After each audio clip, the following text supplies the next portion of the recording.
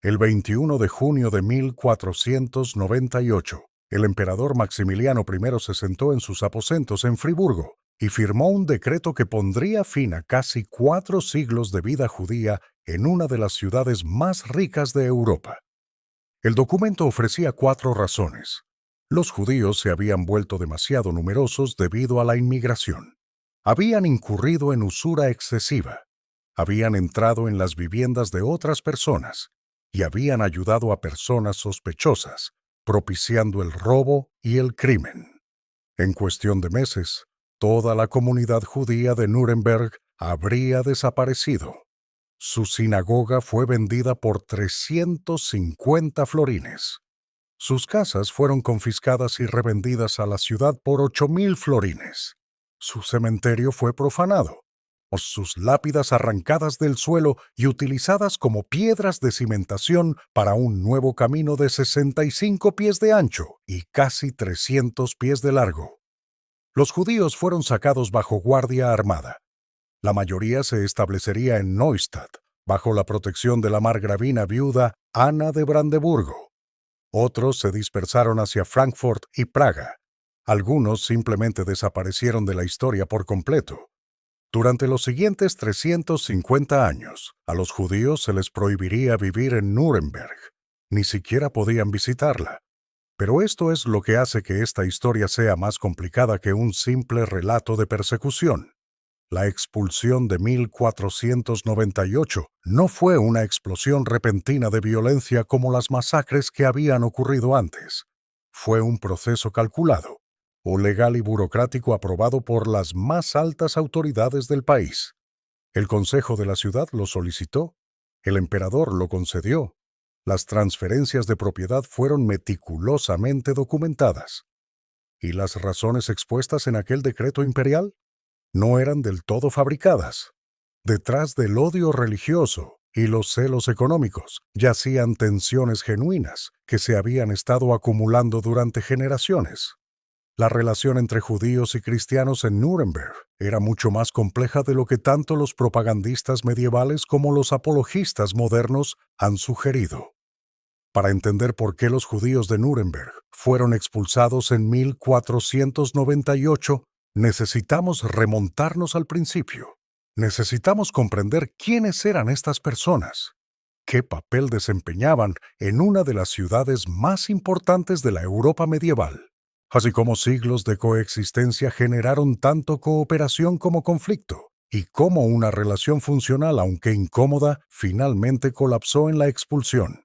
Esta es la historia de los judíos de Nuremberg, desde la primera lápida fechada en 1129 hasta el último judío saliendo por las puertas en 1499.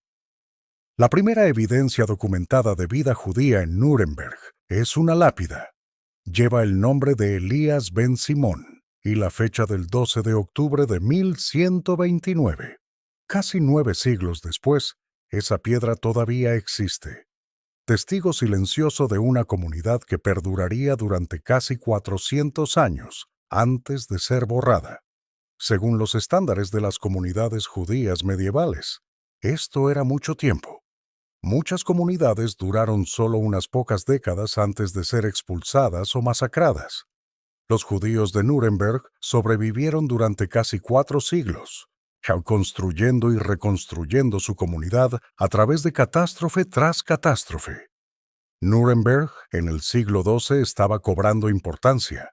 Situada en el cruce de las principales rutas comerciales en el corazón del Sacro Imperio Romano Germánico, la ciudad se estaba convirtiendo en una potencia comercial.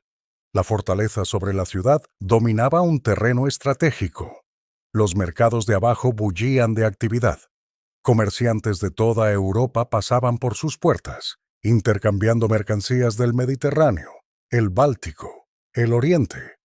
Para el siglo XV, Nuremberg sería llamada el cofre del tesoro imperial, más rica que todo el reino de Bohemia. 12 rutas comerciales principales pasaban por sus puertas. Sus artesanos producían trabajo en metal de extraordinaria calidad, instrumentos de precisión como brújulas y astrolabios, y libros impresos que eran exportados por toda Europa. La ciudad se había convertido en uno de los centros del comercio y la cultura europea.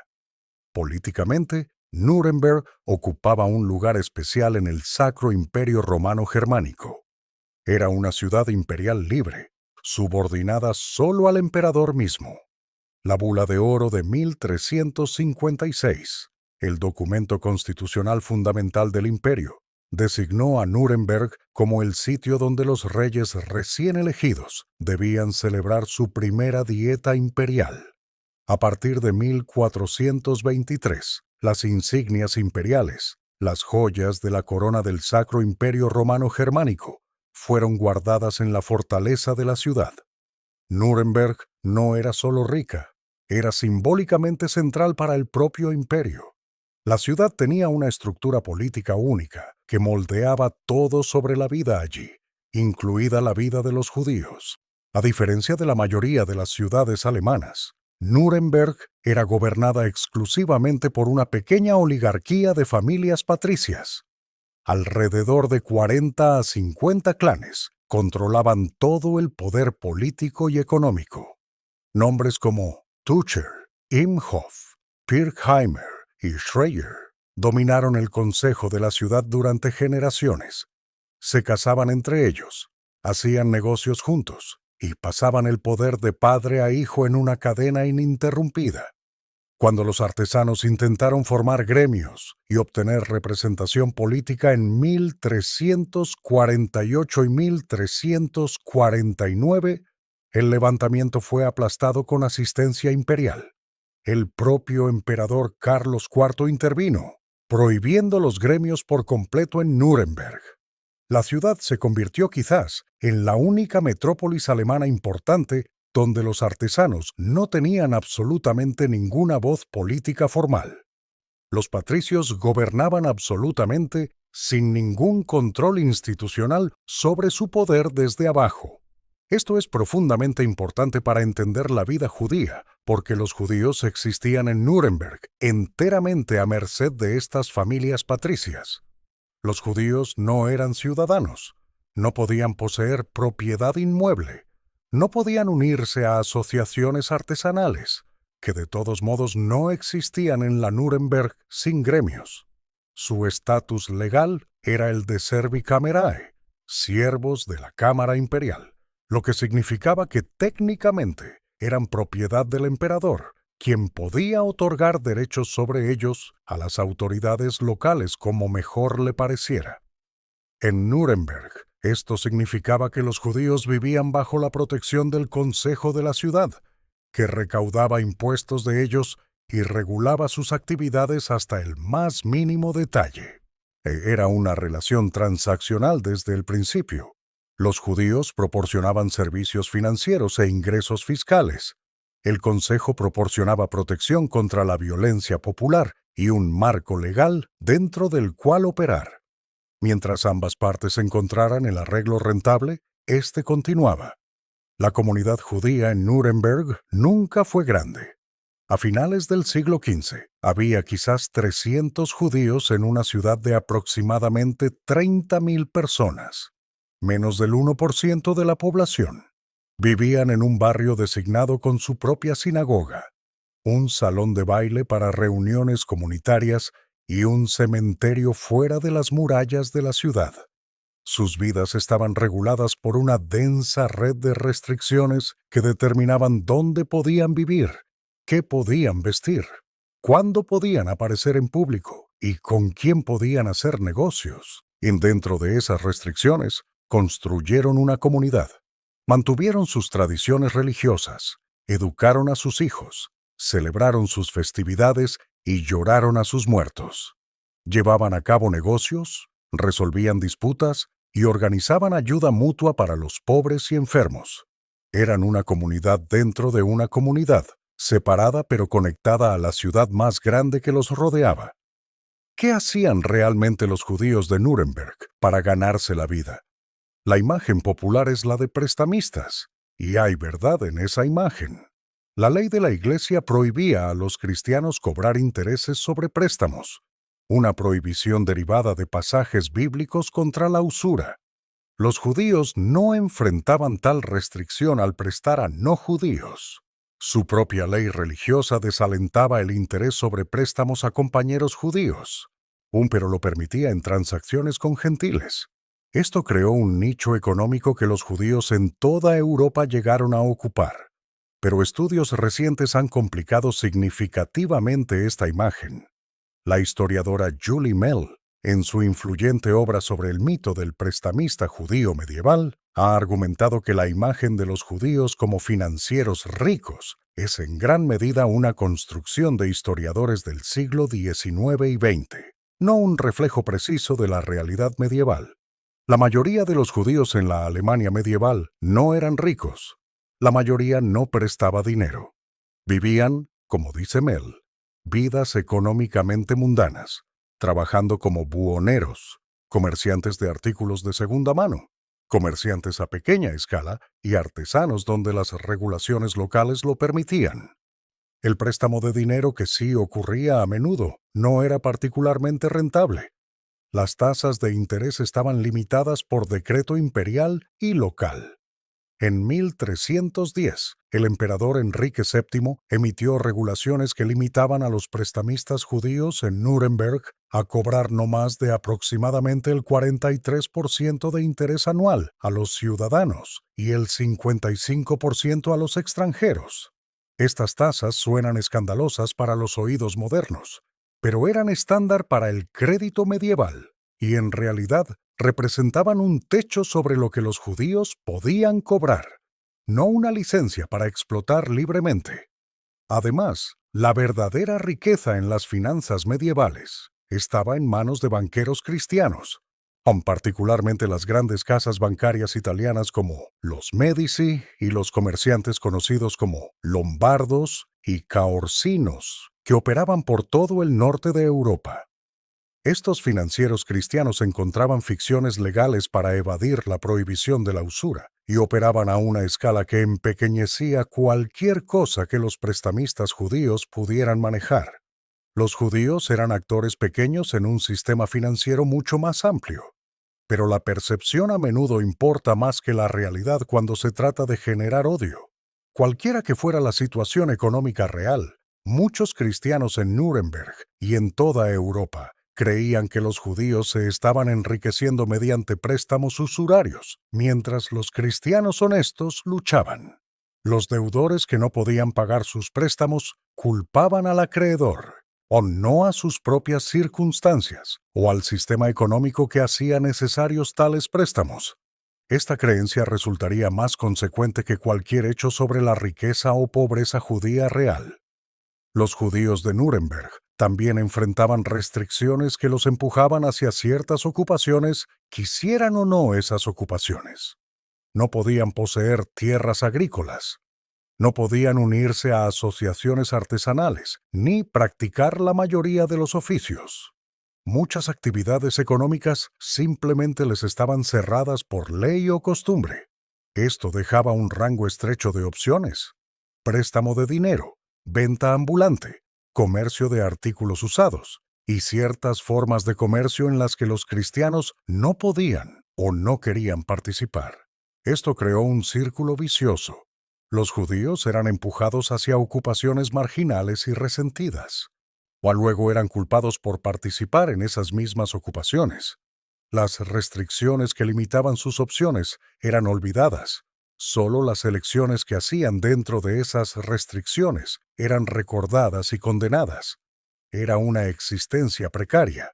Los judíos eran lo suficientemente útiles como para ser tolerados, pero nunca lo suficientemente seguros como para relajar su vigilancia. Habían aprendido por experiencia amarga que la protección podía ser retirada en cualquier momento, que los vecinos podían convertirse en asesinos de la noche a la mañana, y que las mismas autoridades que recaudaban sus impuestos podrían un día ordenar su expulsión o quedarse de brazos cruzados mientras las turbas hacían cosas peores. Tenían razón para tal vigilancia, mucho antes de 1498. Mas los judíos de Nuremberg habían sobrevivido a catástrofes que mataron a cientos de su comunidad. La memoria de esas catástrofes moldeaba todo sobre cómo vivían. En un día de primavera de 1298, un rumor comenzó a difundirse por la pequeña ciudad de Röttingen, en Franconia, no lejos de Nuremberg. Alguien afirmó que los judíos habían robado una hostia consagrada, la hostia que los católicos creían que era literalmente el cuerpo de Cristo, y la habían profanado. Quizás la habían apuñalado, haciendo que sangrara. Quizás la habían quemado o pisoteado. Los detalles específicos variaban con cada relato, pero la acusación central era siempre la misma. Los judíos estaban atacando a Cristo mismo. Esta acusación, conocida como profanación de hostias, era una pesadilla recurrente para los judíos medievales. La doctrina de la transubstanciación, definida oficialmente por el Cuarto Concilio de Letrán en 1215, sostenía que la hostia de comunión se convertía literalmente en el cuerpo de Cristo durante la misa. Esta afirmación teológica tuvo consecuencias mortales. Si la hostia era verdaderamente el cuerpo de Cristo, entonces cualquier ataque contra ella era un ataque contra Cristo. ¿Y quién querría atacar a Cristo, sino aquellos que lo habían rechazado y matado? Los judíos. La acusación era casi con certeza siempre falsa. Los judíos no creían que la hostia fuera algo más que pan. No tenían motivo para robarla o profanarla. Como declararían judíos martirizados en un caso posterior de profanación de hostias antes de sus muertes. Nunca hemos apuñalado la hostia, porque no creemos que la hostia sea el cuerpo divino, sabiendo que Dios no tiene cuerpo ni sangre. Creemos, así como lo hicieron nuestros antepasados, que el Mesías no es Dios, sino su mensajero. También sabemos por experiencia que no puede haber sangre en la harina. Esta declaración, registrada en fuentes cristianas, muestra que los judíos entendían perfectamente bien que las acusaciones eran absurdas.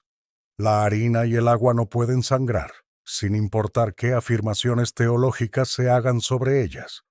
Pero el absurdo teológico no era protección contra la furia popular. En Röttingen, en 1298, la acusación encontró una audiencia receptiva. Un hombre conocido como Rindfleisch emergió como el líder de una turba emergente. El nombre significa carne de res en alemán, y puede haber sido carnicero de profesión. Afirmó haber recibido autoridad divina para castigar a los judíos por sus crímenes contra Cristo. Comenzó a reunir seguidores, y los condujo en un desenfreno por Franconia y Baviera que duraría meses. Las masacres de Rindfleisch fueron la primera persecución a gran escala de judíos en Alemania, desde la primera cruzada 2 siglos antes. La violencia se extendió como fuego por hierba seca, saltando de ciudad en ciudad con velocidad aterradora. Comunidad tras comunidad vio atacada a su población judía. Aquellos que no se convertirían al cristianismo fueron asesinados, a menudo quemados vivos en sus sinagogas o en piras construidas apresuradamente. Las masacres ocurrieron durante un período de guerra civil y caos político en el Sacro Imperio Romano Germánico. 2 pretendientes luchaban por la corona, Adolfo de Nassau y Alberto de Austria. La autoridad central había colapsado efectivamente. No había ningún rey con el poder o la voluntad de detener la violencia, incluso si hubiera querido. Las autoridades locales en algunos lugares intentaron proteger a sus judíos. En otros lugares, se unieron a las turbas o se hicieron a un lado. El 1 de agosto de 1298, la violencia llegó a Nuremberg. 698 judíos fueron asesinados en un solo día. Ese número proviene de listas conmemorativas judías, compiladas después de las masacres, que intentaron registrar los nombres de los muertos. Casi 700 personas, una comunidad entera, masacradas en horas. Las circunstancias exactas de la masacre en Nuremberg no están del todo claras a partir de las fuentes sobrevivientes. No sabemos si los judíos intentaron resistir. Si huyeron al castillo imperial en busca de protección como habían hecho en tiempos anteriores de peligro, o si simplemente fueron abrumados por la repentinidad y escala del ataque. Lo que sabemos es el resultado. Casi todos murieron. A través de la región, las masacres de Rindfleisch destruyeron al menos 146 comunidades judías. Las estimaciones del total de muertos oscilan entre 20.000 y hasta 100.000, aunque las cifras más altas pueden estar exageradas. Incluso las estimaciones más bajas representan una de las peores matanzas masivas en la historia europea hasta ese momento, comparable a las masacres durante la Primera Cruzada. Eventualmente la matanza se detuvo. La situación política se estabilizó. Alberto de Austria aseguró el trono. Cierta apariencia de orden regresó. Y gradualmente, cautelosamente, los judíos comenzaron a regresar a los lugares de los que habían huido o de los que sus familias habían sido asesinadas. Hacia la comunidad judía de Nuremberg lentamente se reconstruyó. Los sobrevivientes que habían escapado regresaron. Judíos de otras regiones se mudaron para llenar el vacío. Dentro de una generación, había nuevamente una comunidad judía funcional en la ciudad, con una sinagoga, un cementerio, instituciones de vida comunal. Pero la memoria de 1298 permaneció. Se preservó en oraciones conmemorativas recitadas en el aniversario de las masacres, enumerando los nombres de comunidades e individuos que habían muerto. Los judíos de Nuremberg sabían de lo que sus vecinos eran capaces. Sabían cuán rápidamente podía fallar la protección. Sabían que ninguna cantidad de utilidad, ninguna profundidad de integración económica, ninguna extensión de residencia garantizaba seguridad. Y sabían que otra catástrofe podía llegar en cualquier momento. Tenían razón. 50 años después de las masacres de Rindfleisch, una catástrofe aún mayor azotó Europa. En 1347, barcos que llegaban a puertos sicilianos desde Oriente llevaban ratas cuyas pulgas albergaban una bacteria mortal. La peste negra había llegado. Durante los siguientes años, la plaga mataría entre un tercio y la mitad de toda la población de Europa. Algunas regiones perdieron mucho más. Las ciudades fueron devastadas. Aldeas enteras desaparecieron por completo. El orden social y económico que había estructurado la vida medieval fue sumido en el caos. Nadie comprendía qué causaba la plaga. La ciencia moderna eventualmente identificaría la bacteria Yersinia pestis, transmitida por pulgas que vivían en ratas. Pero los europeos medievales no tenían teoría microbiana de la enfermedad. Sabían solamente que la gente moría en números terribles, o cubierta de hinchazones negras en las ingles y axilas, vomitando sangre, muerta a los pocos días de los primeros síntomas. Buscaron explicaciones. Algunos vieron castigo divino por el pecado.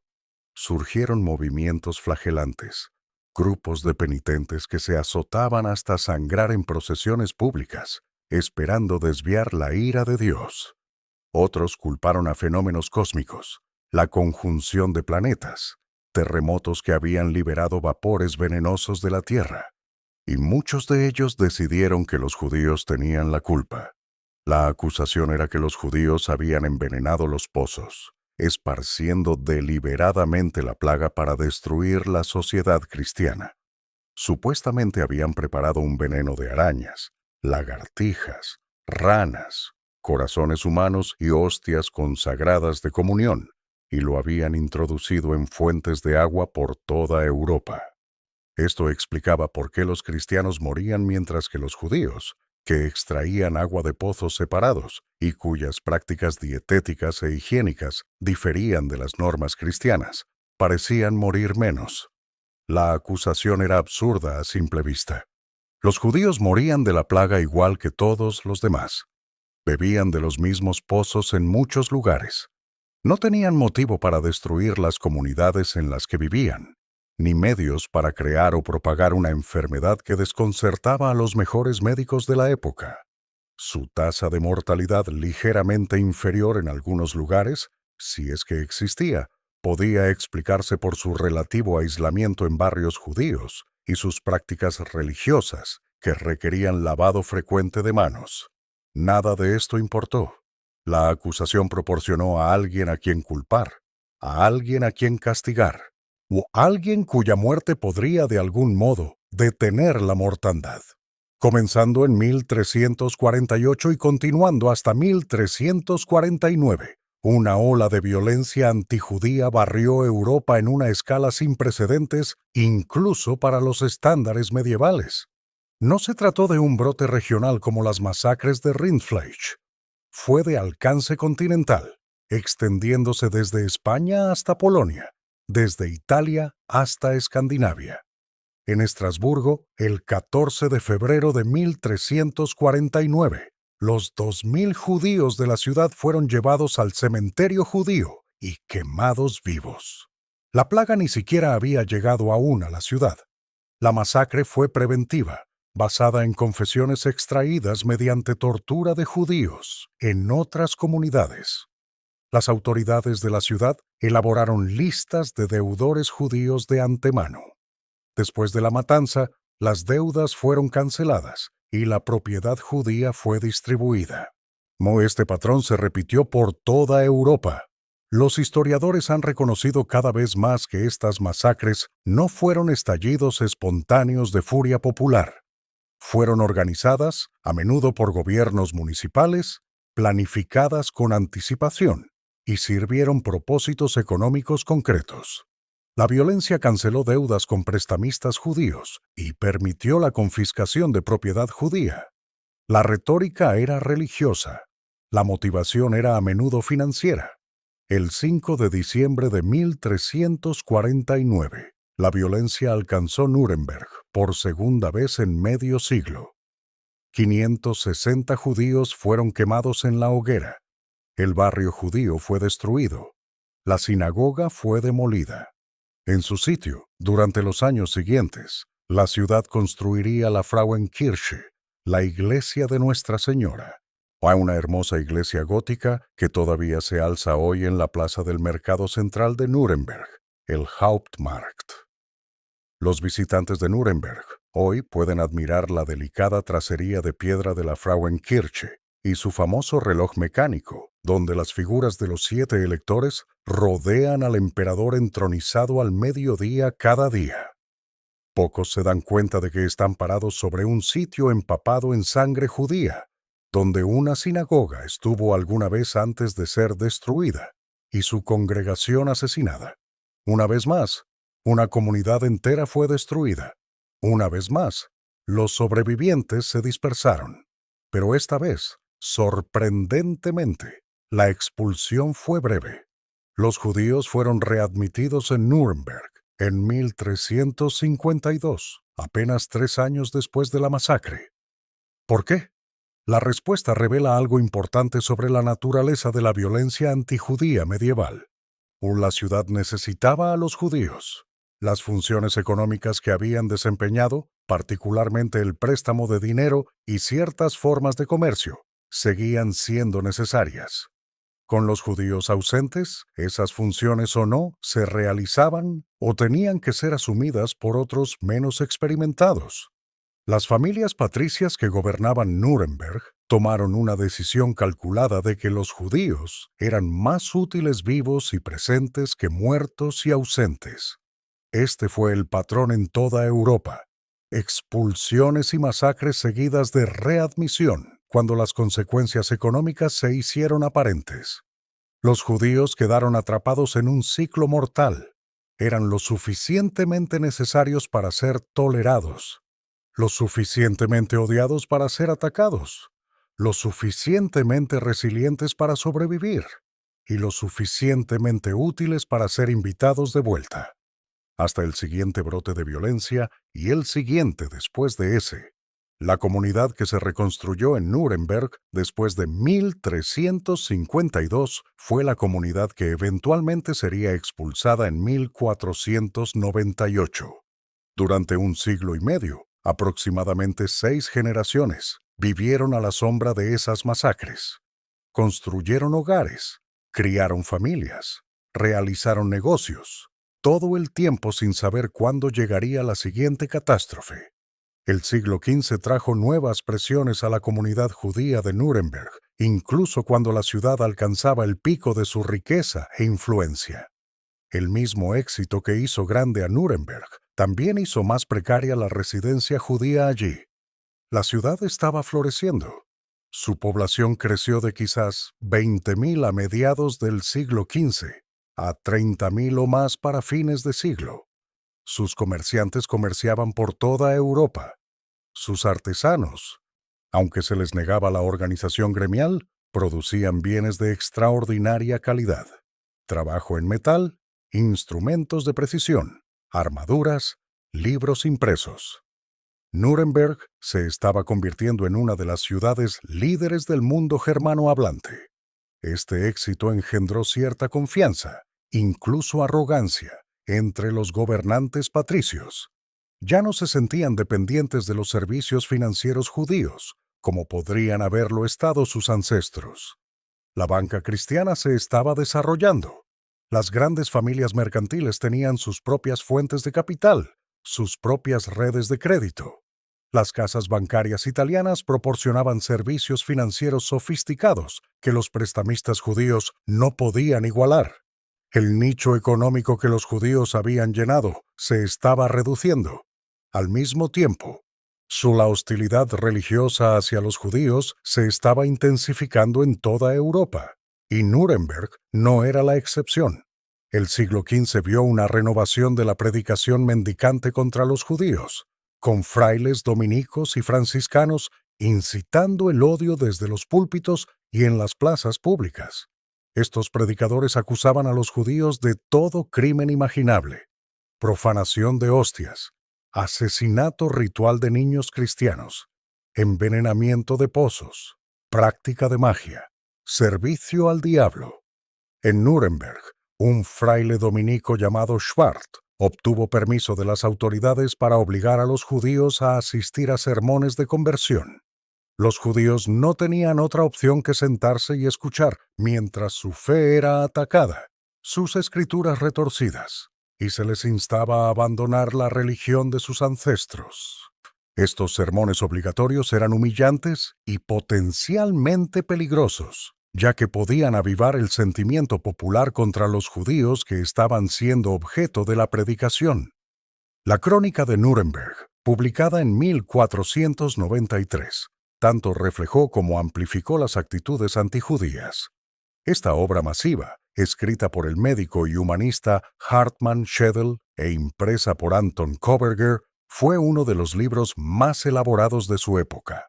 Contenía una historia del mundo desde la creación hasta el presente, ilustrada con más de 1.800 grabados en madera creados por algunos de los mejores artistas de Nuremberg, incluido el taller de Michael Wohlgemuth, donde el joven Alberto Durero se había formado. Entre sus contenidos había imágenes y textos antijudíos, incluidas referencias a la difamación de sangre, blood libel, o la falsa acusación de que los judíos asesinaban niños cristianos para usar su sangre en rituales religiosos. Una ilustración representaba el caso de Simón de Trento, un niño cuya muerte en 1475 había sido culpada a la comunidad judía local, llevando a tortura, confesiones forzadas y ejecuciones. La Crónica de Nuremberg presentaba esta difamación como un hecho, difundiéndola a una amplia audiencia de lectores educados por toda Europa. En 1494, 4 años antes de la expulsión, Anton Koberger imprimió otra obra influyente antijudía. El Fortalitium Fidei, o Fortaleza de la Fe, había sido escrita décadas antes por el fraile español Alonso de Espina. Era un ataque comprensivo contra los enemigos del cristianismo: herejes, musulmanes, demonios, brujas y, sobre todo, judíos. Espina había escrito la obra en parte para justificar la persecución de conversos judíos al cristianismo, los llamados conversos, a quienes acusaba de practicar secretamente el judaísmo. El erudito François Soyer ha argumentado que la edición de Nuremberg de 1494 del Fortalitium Fidei fue parte de una campaña deliberada para fomentar el sentimiento antijudío en la ciudad. Un ciudadano adinerado, posiblemente el propio Koberger, financió la impresión específicamente para difundir este odio. El libro apareció apenas 4 años antes de que se decretara la expulsión. El fundamento intelectual para remover a los judíos estaba siendo cuidadosamente establecido. ¿Pero qué hay de los propios judíos durante este periodo? ¿Qué estaban haciendo que pudiera haber contribuido a las crecientes tensiones?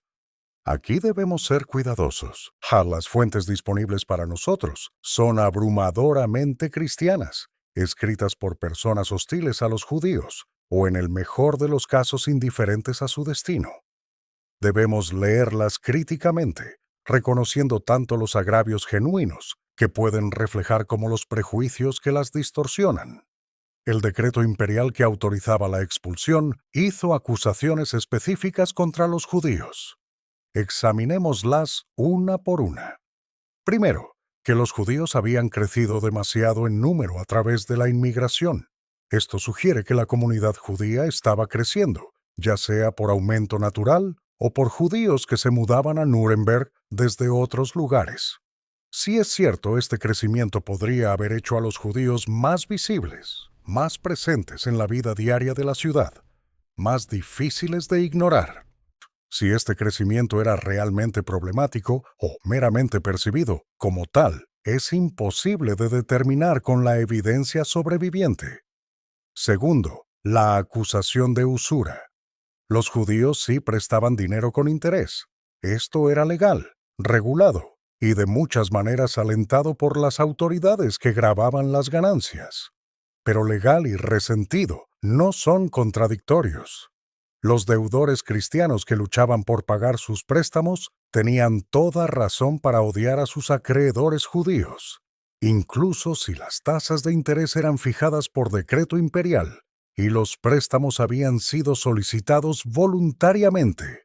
La comunidad judía de Nuremberg se había vuelto más confiada y quizás más próspera durante el siglo y medio desde la masacre de la peste negra. Algunas familias habían acumulado riqueza.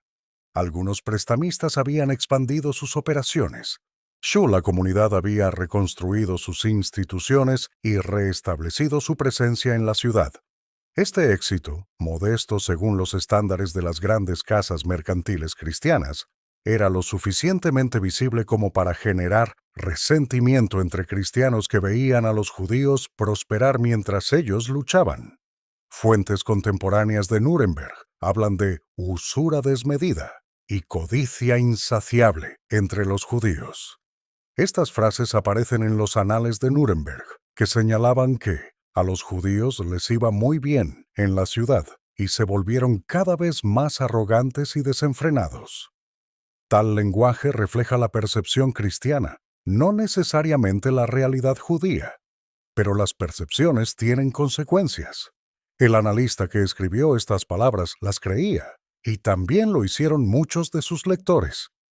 ¿Fueron algunos prestamistas judíos agresivos en la persecución de deudas? Casi con certeza.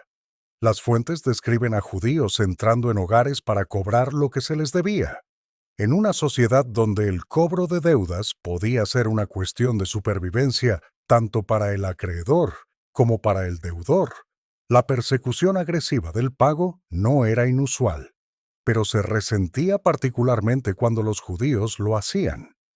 ¿Fueron algunas tasas de interés experimentadas como opresivas por los prestatarios? Bastante probable. Las tasas, aunque legalmente limitadas, seguían siendo sustanciales, y la capitalización podía convertir una deuda manejable en una carga aplastante con el tiempo. ¿Justificaba esto la expulsión? Esa es una pregunta completamente diferente. Los cristianos también prestaban dinero, y a menudo a tasas equivalentes o más altas a través de ficciones legales que evadían la prohibición de la usura. Pero el préstamo de dinero judío era visible, marcado, asociado con una minoría despreciada. El préstamo de dinero cristiano era simplemente negocios. La tercera acusación, que los judíos habían entrado en las moradas de otras personas, es oscura. Puede referirse a cobradores de deudas judíos entrando en hogares cristianos para exigir pago. Puede reflejar ansiedad sobre judíos moviéndose por espacios cristianos, violando los límites que la sociedad medieval trataba de mantener entre comunidades religiosas. En muchas ciudades, los judíos estaban restringidos a ciertas áreas y horas. Si los judíos de Nuremberg se aventuraban más allá de estos límites, habría sido notado y resentido. La cuarta acusación. Aunque los judíos habían ayudado a personas sospechosas, conduciendo al robo y el crimen, es más seria pero también más difícil de evaluar. ¿Estaban los judíos en Nuremberg recibiendo bienes robados? ¿Albergando criminales? ¿Sirviendo como receptadores de ladrones? La acusación tiene el aire de un cargo general, del tipo añadido para justificar una decisión ya tomada. Pero no es imposible que algunos judíos se involucraran en tales actividades. La pobreza judía, las restricciones a ocupaciones legales y la marginalización de la sociedad dominante podían empujar a individuos hacia actividades ilegales, tal como estos factores lo hacen en cualquier comunidad marginada. La respuesta honesta es que no podemos evaluar completamente estas acusaciones. La evidencia es fragmentaria, sesgada y producida por aquellos que querían justificar la expulsión. Lo que parece claro es que para la década de 1490, el Consejo Patricio de Nuremberg había decidido que los judíos ya no valían la pena proteger. ¿Por qué los gobernantes de Nuremberg eligieron la expulsión en 1498 en lugar de en algún punto anterior o en absoluto? Varios factores convergieron en la última década del siglo XV. El cálculo económico había cambiado. Un historiador ha descrito al Consejo como fríamente confiado, en que ya no necesitaban a los judíos para la estabilidad financiera. La banca cristiana se había desarrollado suficientemente para proporcionar fuentes alternativas de crédito. Las grandes familias mercantiles tenían su propio capital. Los servicios específicos que los judíos proporcionaban ya no eran irreemplazables. Además, si la expulsión ofrecía beneficios financieros significativos para la ciudad, la propiedad judía podía ser confiscada y vendida. Las casas judías, algunas de ellas, edificios sustanciales en ubicaciones valiosas, se convertirían en propiedad de la ciudad. La sinagoga y los edificios comunales podían ser reutilizados o demolidos. El cementerio podía ser convertido a otros usos. La expulsión era rentable. El clima religioso se había vuelto más hostil. La impresión de obras como el Fortalitium Fidei y el contenido antijudío en la Crónica de Nuremberg habían preparado la opinión pública. El predicador Domenico Schwarz y otros como él habían incitado el odio desde el púlpito. La clase educada, los humanistas y mercaderes que dirigían la ciudad, habían sido expuestos a argumentos e imágenes antijudíos sofisticados. El contexto europeo más amplio hacía que la expulsión pareciera normal en lugar de extrema. España había expulsado a sus judíos en 1492, apenas 6 años antes, en lo que se convirtió en la expulsión más famosa de la historia judía. Los monarcas españoles, Fernando e Isabel, recién llegados de conquistar el último reino musulmán en la península ibérica, decidieron que España debía estar religiosamente unificada. Los judíos que no se convirtieran tenían que marcharse. Cientos de miles huyeron a Portugal, el norte de África y el Imperio Otomano. En 1496, Portugal siguió el mismo camino, aunque allí el gobierno forzó la conversión en lugar de permitir la emigración. Otras ciudades y territorios alemanes habían estado expulsando judíos durante todo el siglo. Austria había expulsado a los judíos de Estiria y Carintia en 1496. Ciudades a lo largo de las tierras alemanas habían hecho lo mismo en diversos momentos. En 1498, el año del decreto de Nuremberg, los judíos también fueron expulsados de Navarra y enfrentaron presión en Lituania. El historiador Rowan Dorin ha señalado que las expulsiones de prestamistas, tanto judíos como cristianos, se habían vuelto casi rutinarias en la Europa bajo medieval. Los banqueros cristianos italianos, conocidos como lombardos, enfrentaron expulsión de varias ciudades tal como lo hicieron los judíos. La práctica de la expulsión se había normalizado como herramienta política, usada contra cualquier grupo percibido como dedicado a préstamos usurarios. Los judíos eran los objetivos más frecuentes, pero no eran los únicos. Nuremberg estaba siguiendo una tendencia continental, no pionera de una política radical. El Consejo podía mirar alrededor de Europa y ver que expulsar judíos era algo que los gobiernos cristianos respetables hacían. No era un acto de barbarie, sino de política. La petición de expulsión vino del propio Consejo de la ciudad.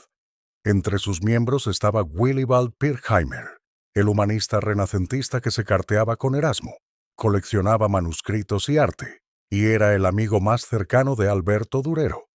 Pirkheimer era uno de los hombres más cultos de Europa. Sin embargo, se sentaba en el consejo que peticionó al emperador Maximiliano para expulsar a los judíos. Presumiblemente votó con sus colegas. Esta yuxtaposición desafía cualquier suposición fácil sobre la relación entre el conocimiento y la tolerancia. Pirkheimer sabía latín y griego. Había estudiado en Italia. Coleccionaba textos antiguos y se carteaba con los principales eruditos de su época, y ayudó a terminar 4 siglos de vida judía en Nuremberg.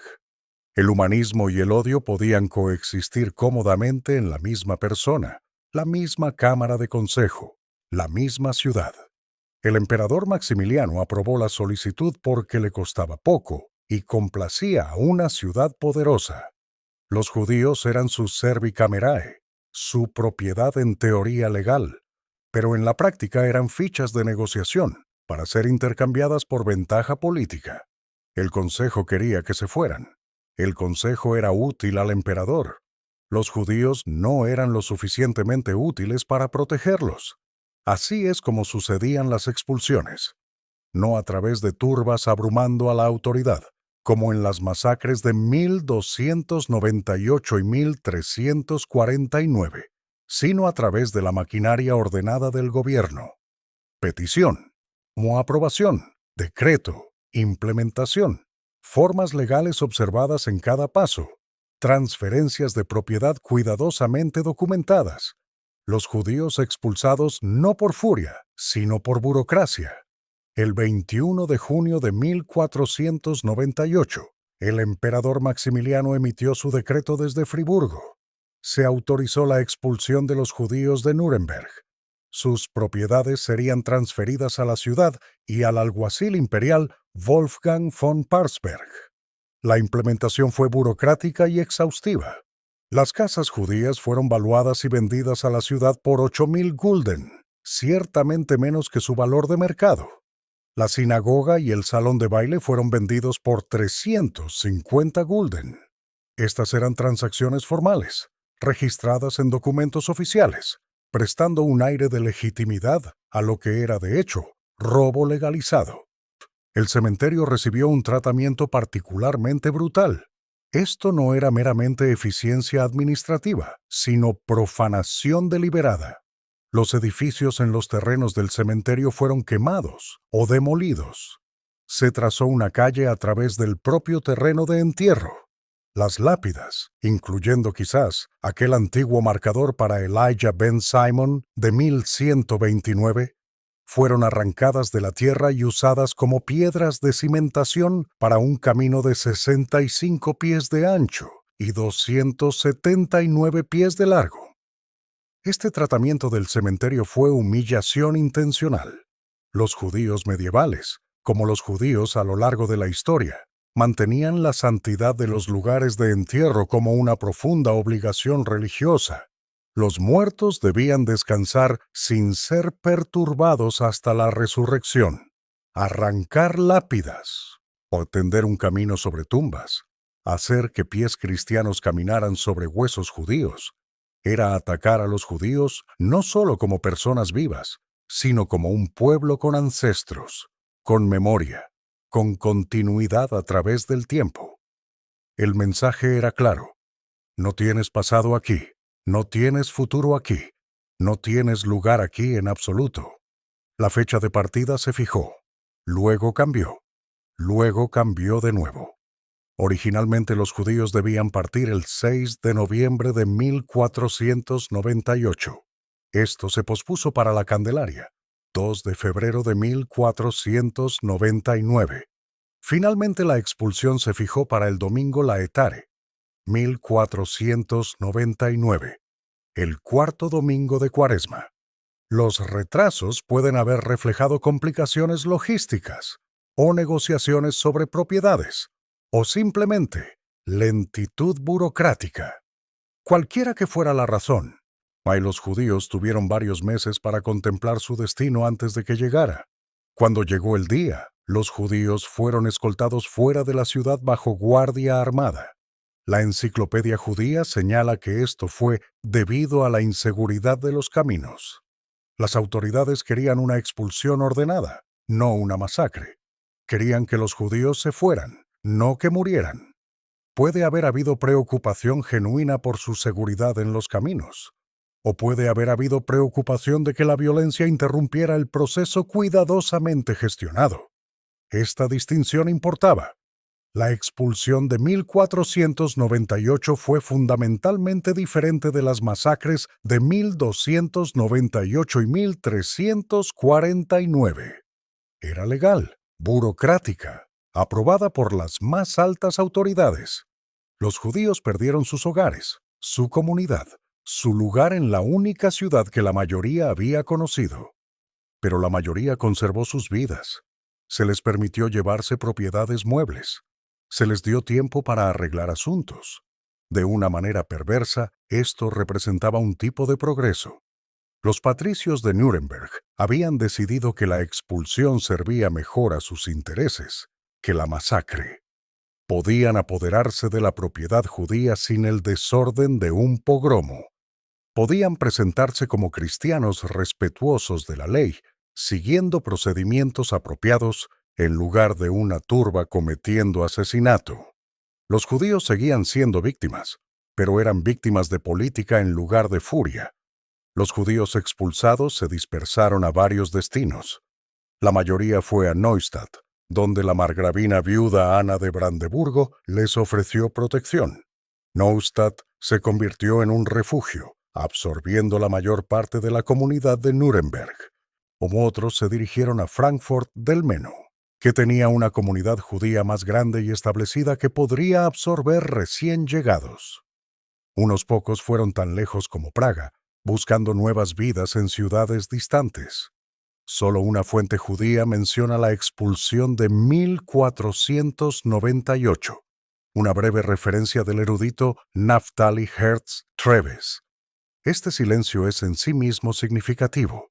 Los judíos de la Europa medieval habían experimentado tantas expulsiones, tantos desastres, tantos desarraigos, que Nuremberg era solo una más en una larga serie de catástrofes.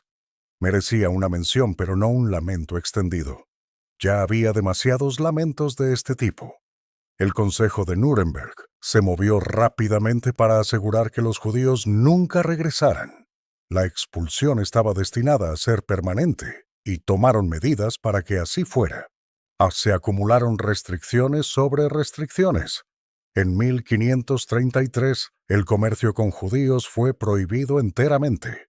Los comerciantes de Nuremberg no podían hacer negocios con comerciantes judíos en ninguna parte.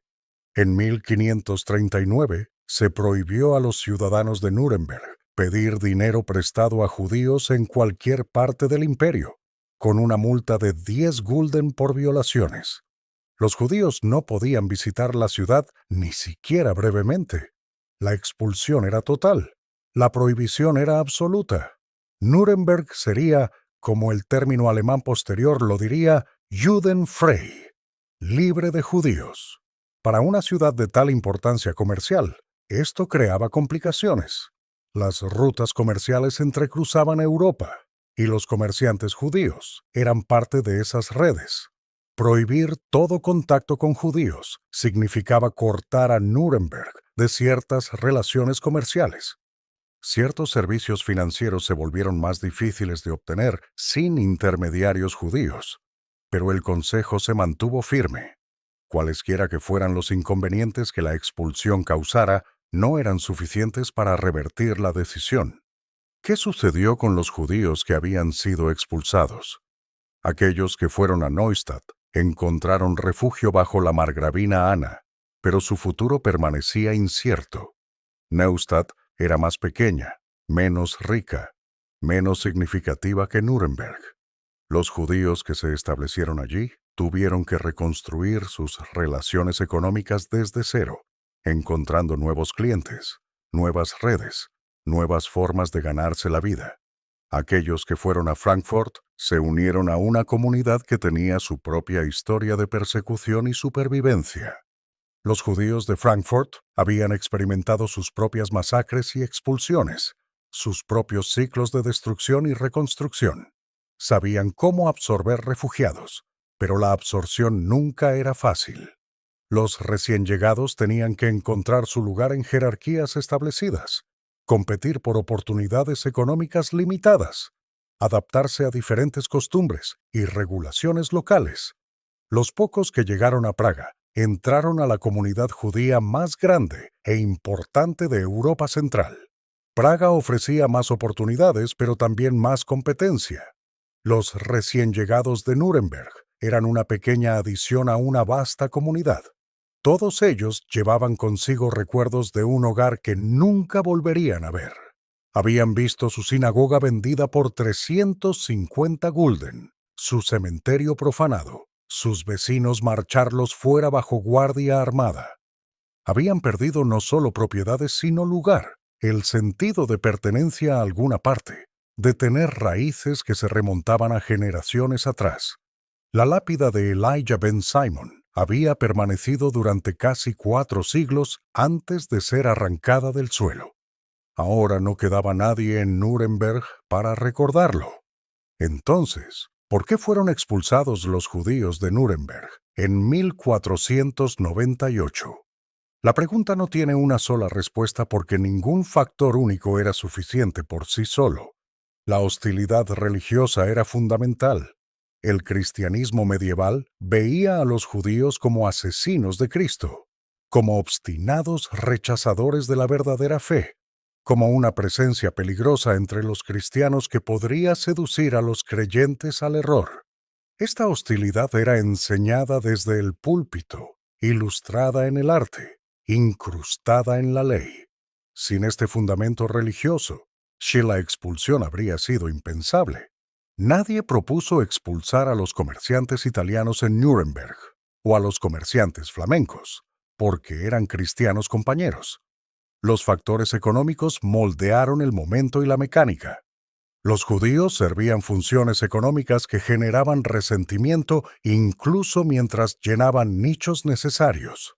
Los préstamos de dinero con interés, cualesquiera que fueran las razones estructurales que empujaron a los judíos a ello, creaban odio entre los deudores. La percepción de que los judíos se estaban enriqueciendo mientras los cristianos luchaban alimentaba la rabia, independientemente de si la percepción era exacta. Las acusaciones específicas en el decreto de Maximiliano, de que los judíos se habían dedicado a la usura, habían entrado en los hogares de las personas y habían ayudado a criminales, o no eran simplemente fabricadas. Los prestamistas judíos sí cobraban intereses. Los judíos sí realizaban negocios que los llevaban a espacios cristianos. Si algunos judíos realmente ayudaron a criminales, es desconocido, pero la acusación aprovechó temores genuinos y quizás incidentes genuinos. La relación entre judíos y cristianos no era simplemente persecución de un lado e inocencia del otro. Era compleja, tensa, marcada por fricción en múltiples frentes. Los factores políticos determinaron el momento. El Consejo Patricio estaba seguro de su poder, confiado en su riqueza, persuadido de que los servicios económicos judíos ya no eran esenciales. La tendencia europea más amplia de expulsión hacía que tales acciones parecieran normales. El emperador estaba dispuesto a aprobar la solicitud, o todas las piezas se alinearon para la expulsión de una manera que no lo habían hecho antes. Y debajo de todo yacía la vulnerabilidad fundamental de la existencia judía en la Europa medieval. Los judíos no tenían poder político, no podían votar ni ocupar cargos, no tenían fuerza militar para defenderse. Dependían enteramente de la protección de autoridades que podían retirar esa protección en cualquier momento, por cualquier razón o ninguna razón en absoluto.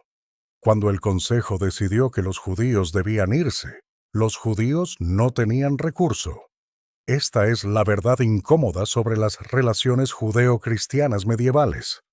Eran relaciones de desigualdad fundamental, en las que los judíos sobrevivían por la tolerancia de cristianos que podían terminar esa tolerancia cuando quisieran.